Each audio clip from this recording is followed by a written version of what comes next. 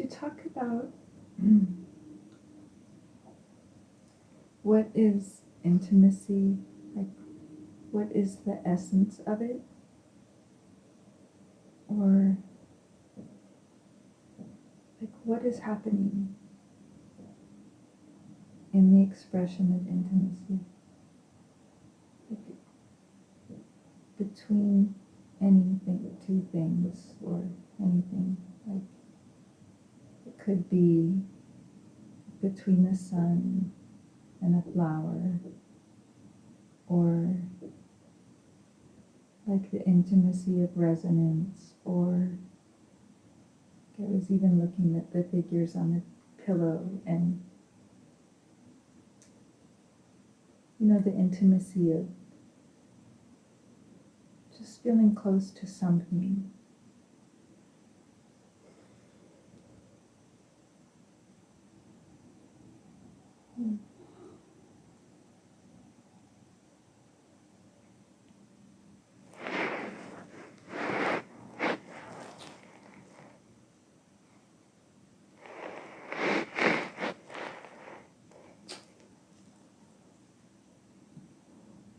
There was this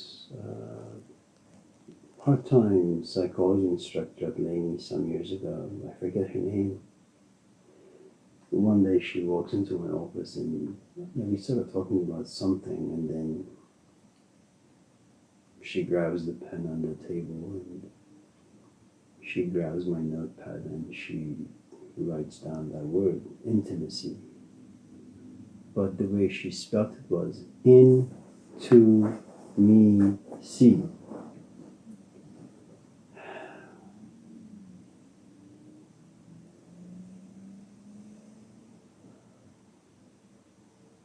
I didn't find it interesting because, that's just me, but she thought that she had solved, this great mystery or puzzle. And then very excitedly she looks at me and she walks about my office and she says, "Yeah, what do you think? I'll see." Okay.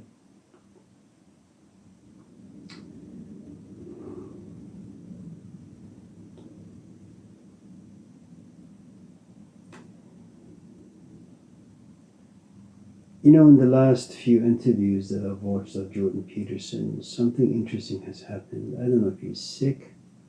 I don't know if he's nuts. I don't know if he's just confident or overconfident. Someone asks him, "So, Jordan, how are you?" He says, "Fine." He says, No, how are you?" And he says, "Is that a serious question?" "Yes." Then he pauses for a little bit. And then he says something like,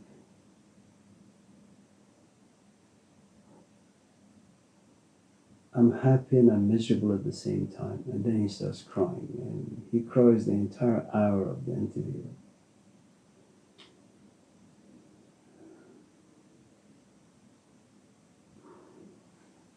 Now, it may be that he's an extremely sensitive man where he has access to a lot of important information, insights that make him extremely sensitive, and that he can just come to weep, at any time, because the insights have a tendency of just overpowering him, and he doesn't mind showing that on TV. He doesn't mind being exposed like that. And maybe that's his definition of being a man or a real man. I don't really know.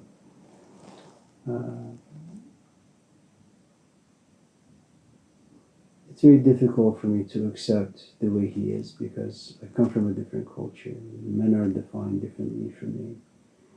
I have never heard of Rumi or Shams or any of the great Sufis, behave in this way, and I don't think that they had less important insights about life than Jordan.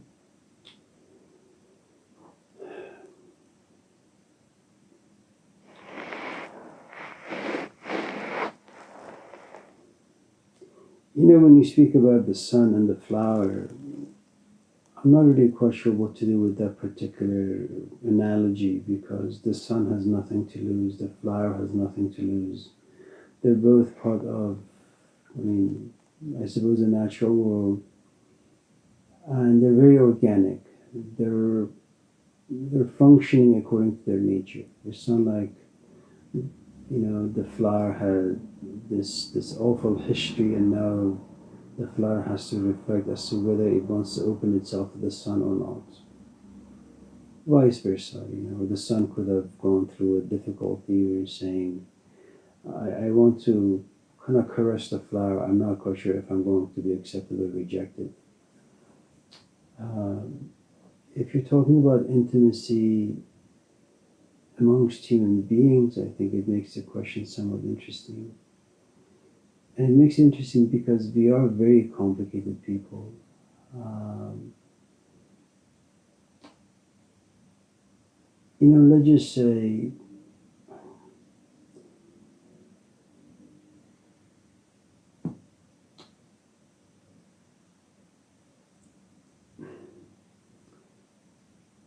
in passive aggressive cultures, let's say a relation between my father and my mother, there are so many cultural boundaries. There are so many religious boundaries as to how a man and a woman can talk and how they can interact, especially in public. That this notion of intimacy sounds a little alien, you know, that a man and a woman never hold hands in public. In our gatherings, I think I've only seen one couple, and that's at a very, very late stage of their life where, he only held, his wife's elbow, who led him to some dish because she loved it to be, quite tasty. And that was Hussein and Shadia some years ago. But for the most part, the language is very formal between the husband and the wife. You know, and I don't think you're talking about intimacy in the sense that my brother has with some of his friends from the past, where they text each other all these profanities, because they feel so comfortable.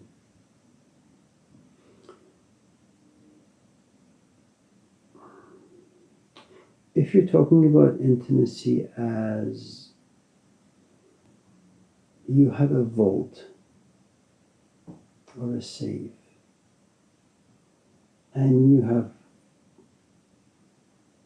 stored or hidden the most important documents in the safe, and you have locked it to the point that, and let's say the safe lives inside you, okay?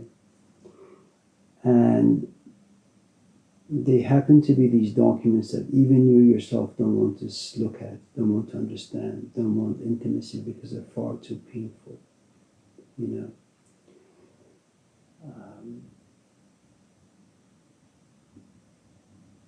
That's one stage where you hide things because they are painful.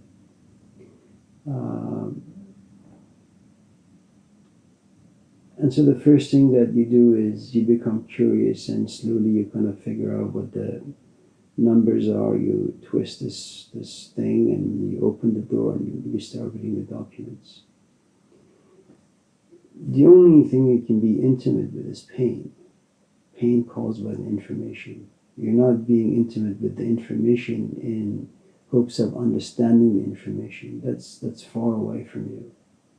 The only intimacy is, the thing that's caused by the information or what you read, which is pain.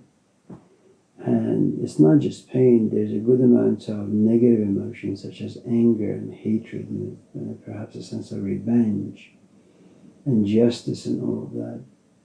When you have kind of made peace with all the stuff that you're reading or seeing, then you move to a different stage where you kind of read and you have pain, but you're able to kind of quiet the pain down. And then you kind of just try to understand, what is being read. And you're trying to understand as you're reading how it's making you feel. And you're trying to make peace between the feeling and the reading.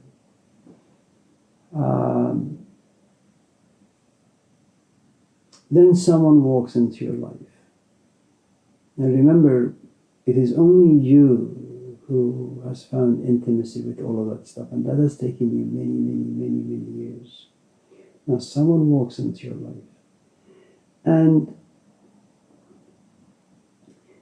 I'm not talking about, those 2-3 weeks where you fall in love with someone and you expose yourself. And depending on what it is that you have stored in the safe,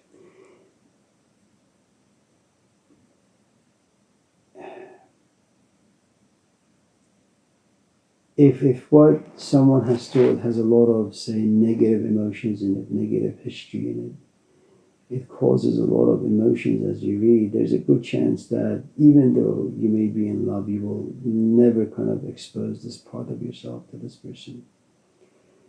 If on the other hand, you have become friends with someone and then slowly you fall in love, then you have to ask yourself, because, from what we experience in the world is that almost everything in the world is dangerous.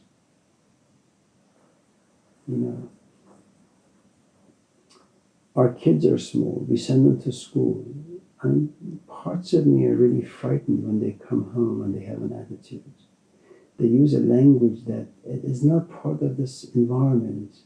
They get this language from a world that's very alien to me, And sometimes I even tell Sarah, I don't care if it's head Royce. If this continues, we're just moving to Roseville. I don't want them to be going to Yale. I'd rather just go to San Jose State University. I want, these kids to be decent.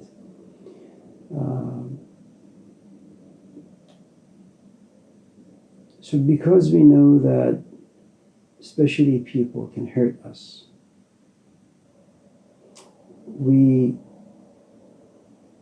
approach them in relationships very, very, very safely and very cautiously.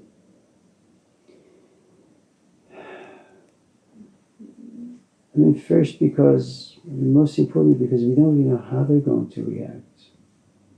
And if they're going to be respectful to the information we're giving them.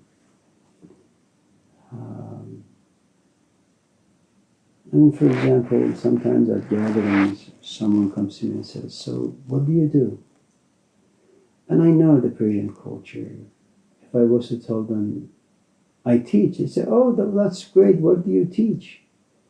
Philosophy. Oh, okay. And that's the end of the conversation. Because we have a tendency of making fun of philosophy because, it's not that important in the culture. It's kind of like music. What's important is for you to make money because it's a third world country, it's a poor country. So as this person is asking a question, it's like, how much of myself do I want to expose? Most often when someone asks me what I do, I say, oh, well, my father has a car wash and I work at the car wash. Well, how long have you been there? About 30 years. And that's it. It's by chance that they get a chance to talk to my father, my brother, my mom, where they say, oh, yeah, this guy has these degrees and he teaches them. And I said, really? And then they come back and say, you told me that you work at the car wash, but your mom says this. Is it true? I say, yeah. What do you teach? I said, well, philosophy. But did you know my brother teaches computer science? And then now the burden is on my brother because, it's something that Persians do, which is they either an engineer or a computer scientist or a doctor.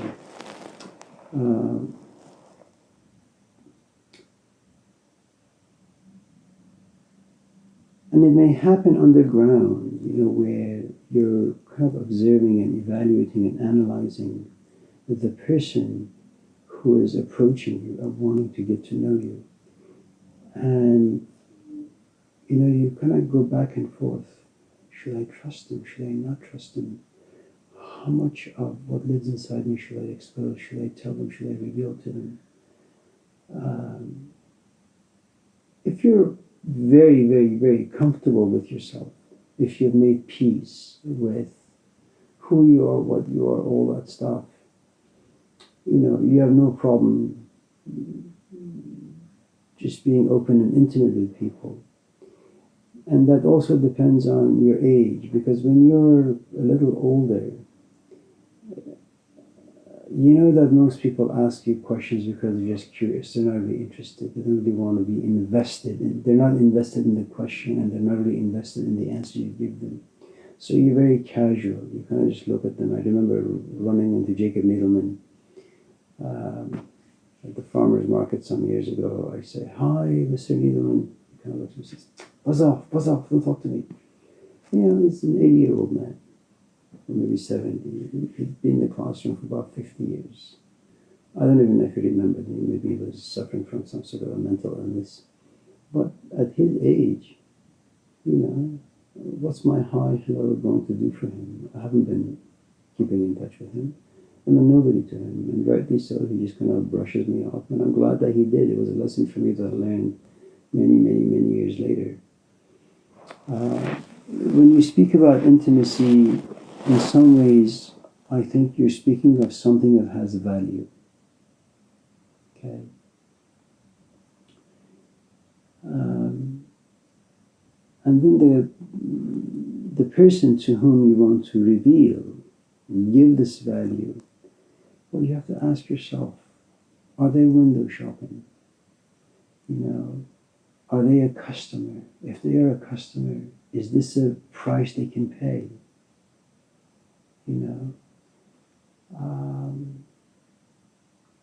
You have to go through all of that stuff, and I think most of us do. If you've lived some years and you've had some experience with people, with yourself, your own reaction, other people's reactions. But there comes a point where you just like someone, and then you love him, and then you trust him, and then you have faith in them, and you give them something, and you realize, despite you loving them, having faith in them, trusting them, they didn't have the capacity for the thing that you were showing them or giving them. And so you begin to kind of see some changes inside them. And then after a while they leave, and then you kind of feel bad. I feel bad in the sense that you feel guilty. You blame yourself for not being insightful enough, observant enough to notice things. And now you have given something valuable to someone and they've trashed it. And I think it's the saying in the Gospels, don't give that which is holy unto dogs. All of us, the 5, 6 of us sitting in this room, we all have something profoundly sacred. It doesn't have to be spiritual. It could be a car, it could be whatever, it doesn't really matter. But when we were at Helen's some years ago,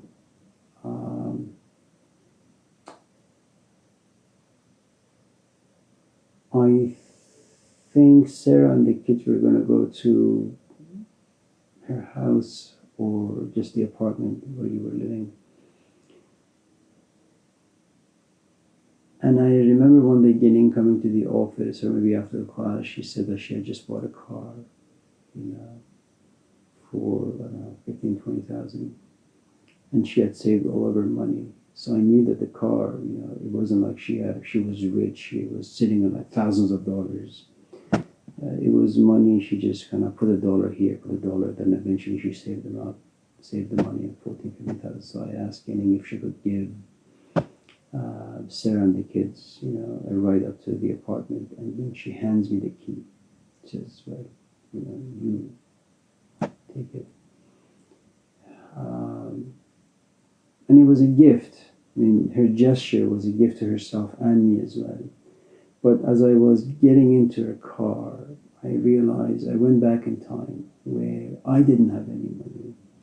And I put my pennies together and I bought a Toyota Celica. It was just banged up, but I bought the car in the 1990 1982 or 3 for $350. I washed it every day. I cleaned it every day. And I was driving her car as if it was my car. I was very cautious with it. I wanted to make sure that no harm is going to come to this car. Because I saw the car as being profoundly valuable, both as a physical thing and as an emotional thing. You know, it was very sacred to me. And so, the things about which you feel casual about yourself, or whatever it is that you want to give away, if you're casual, there isn't much value. It's casual. Even if someone trashes it, it's okay.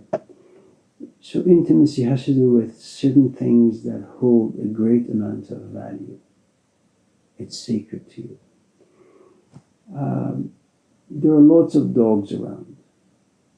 And the question is, well, before you give this thing to someone, before you allow someone to see you, intimacy, as that psychology woman Leni would say, have you examined, if it's a dog or a human being, have you examined their intention?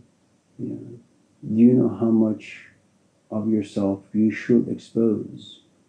You know, it's a difficult place to be. I think when you're young, you don't really have very many things of value unless, you know, you've had a past. But usually we're very casual. You know, we're casual with our bodies, we're casual with our emotions, because this is a confessional culture. Whatever lives inside, you just want to, you know, gossip them out. And our thoughts, really, for the most part, they're part of plagiarism. We read things and we just, you know, speak of them. When you speak about intimacy, you're either talking about an experience imposed upon you, or you have worked really, really, really, really hard, and you've come to realize that this is a jewel you have, and you don't want to give it away freely. But long story short, I don't think you can exercise intimacy with anyone at any level, whether it's physical or emotional or intellectual or spiritual, without having faith and trust. You know, it's impossible.